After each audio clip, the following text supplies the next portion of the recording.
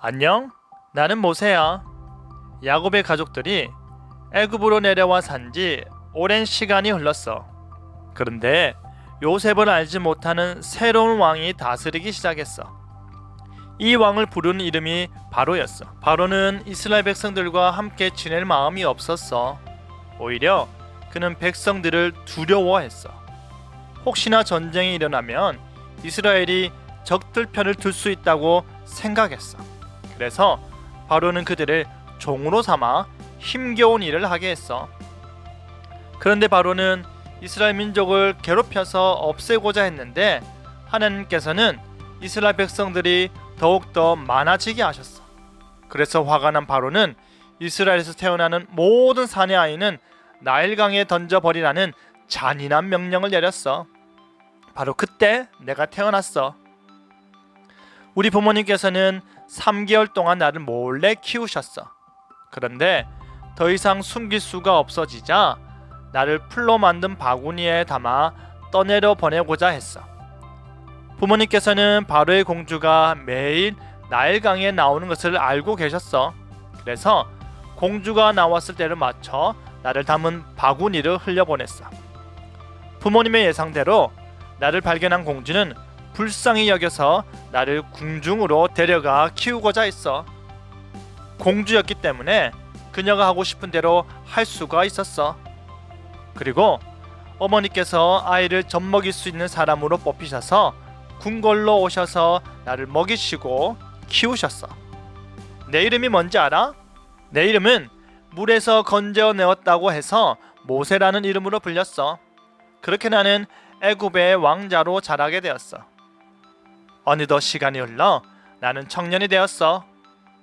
하루는 여기저기 둘러보고 있는데 나의 동족 히브리인이 애굽 감독관에게 매를 맞고 있는 모습을 보았어. 나는 몹시 화가 나서 그 감독관을 때렸는데 그만 그가 죽고 말았어. 나는 놀란 나머지 죽은 애굽인을 땅에 묻고 자리를 피했어. 다음 날이었어. 이번에는 두 이스라엘 사람들이 서로 싸우는 것을 보았어. 그래서 둘이 싸우지 않도록 말렸어. 그런데 한 남자가 이렇게 말하는 거 아니겠어? 너랑 무슨 상관이야? 나도 죽이려고 그러느냐? 나는 깜짝 놀랐어. 내가 자신들을 위해 한 일인데 상관없다고 하니 말이야. 오히려 나는 나의 민족을 위해 했던 일이 그들로 인해 소문이 퍼져버렸어. 그 소문으로 인해 나는 히브리인을 위해 애굽의 군사를 죽인 사람이 되어 바로의 군사들에게 쫓기는 신세가 되었어. 나는 그 즉시 미디안 강야로 도망을 가야만 했어. 나는 그곳에서 목자의 일을 배워 살기 시작했고 십보라라는 여인을 만나 결혼하게 되었어. 하루는 양떼를 몰고 호렙산에 머물고 있었어. 그런데 그때 나는 놀라운 광경을 보았어. 가시덤불에 불이 붙었는데 나무가 타지를 않았어. 왜 타지 않을까 하는 마음에 나는 조금 더 가까이 다가갔어. 그때 내 이름을 부르는 소리를 들었어. 하나님께서 나에게 말씀하셨어. 모세야, 내가 섰는 그곳은 거룩한 곳이니 내 발에서 신을 벗으라. 내가 양을 치던 평범한 땅이 하나님께서 임하셨기 때문에 그곳은 거룩한 땅이 되었어. 나는 그곳에서 이스라엘을 애굽에서 구원하여 다시 이곳으로 인도하라는 명령을 받았어. 왜냐하면 이스라엘 백성들이 고통 중에 하나님께 기도를 했던 거야. 그 기도를 들으신 하나님께서 아브라함과 이삭과 야곱과 맺은 언약을 기억하셨어. 그래서 그들을 구원하고자 하신 거야. 하지만 나는 바로에게 가는 것이 너무 두려웠어. 나는 더 이상 왕자도 아니고 그저 양을 치는 목자에 지나지 않기 때문이야. 그래서 나는 말했어. 주여, 보낼 만한 자를 보내소서. 내 형 아론이 너와 함께 할 것이다. 그리고 내가 너희들이 행할 일을 가르쳐 주리라. 하나님께서는 나에게 용기를 주시고 하나님의 지팡이를 들고 애굽으로 향하게 했어. 나는 형 아론과 함께 바로 앞으로 나아갔어. 그리고 나는 말했어. 여호와께서 내 백성을 보내라 하십니다. 그러나 바로는 자신의 종들을 그냥 내보내는 것을 즐거워하지 않았어.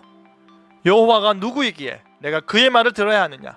나는 여호와를 알지 못하니 그렇게 하지 않을 것이다. 그리고서는 이스라엘 사람들에게 힘든 일을 더 많이 시켰어. 나는 하나님께 이게 어떻게 되는 일인지 물었어. 하나님께서 내게 대답해 주셨어. 나는 여호와니라. 내가 아브라함과 이삭과 야곱에게 전능의 하나님으로 나타났으나 나의 이름을 여호와로는 그들에게 알리지 아니하였다. 하지만 내가 그들의 기도를 들었고 나의 언약을 기억하노라. 내가 너희의 하나님이 되어 구원하여 낼 때에 너희가 내가 여호와인 줄을 알 것이다. 그리고 나서 우리는 다시 바로 앞에 갔어. 이제 하나님께서는 애굽에 재앙을 내리셨어. 하나님께서는 애굽 사람들이 섬기는 우상들을 치셨어. 그런데 놀라운 것은 그 재앙이 이스라엘 백성에게 닥친 것은 하나도 없었어. 때때로 바로는 백성을 보내주겠다고 약속했지만 재앙이 그치면 마음을 바꿔버렸어. 지금까지 무려 9가지의 재앙이 내렸지만 바로는 그 마음을 여전히 악하게 먹고 있었어. 바로가 나에게 소리쳤어. 나가라. 그리고 다시는 내 앞에 오지 마라. 그러면 너는 죽을 것이다. 우리가 다시는 서로 보지 못할 것입니다. 그리고 이제 하나님께서는 마지막 재앙을 내리셨어. 그 재앙은 모든 처음 난 것들의 죽음이었어. 이 재앙을 피하기 위해서 온 이스라엘 백성들은 양을 잡아 그 피를 집의 문틀과 기둥에 발라야 했어. 그 피를 보면 심판의 천사가 지나가 생명을 지킬 수가 있었어. 그 피를 보면 넘어간다고 해서 유월절이라고 불렀어. 나는 이 유월절을 마지막으로 온 이스라엘 백성들을 애굽 종되었던 곳에서 인도하여 냈어. 그리고 그들을 이끌고 하나님께서 부르신 산으로 가서 하나님께 예배케 했어. 진정 하나님께서는 애굽 종되었던 곳에서 큰 재물을 이끌고 그의 백성을 구원하셨어. 그리고 약속을 지키셨어. 여호와 하나님 되심을 증거하셨어. 이것이 바로 애굽 땅 종되었던 곳에서 하나님의 백성을 인도하여 낸 하나님의 종인 나의 이야기야. 나는 출애굽의 사람 모세야. 안녕.